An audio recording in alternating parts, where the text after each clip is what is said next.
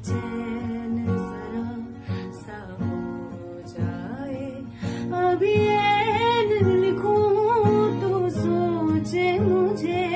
फिर शीन लिखूं तेरी नींद उड़े जब का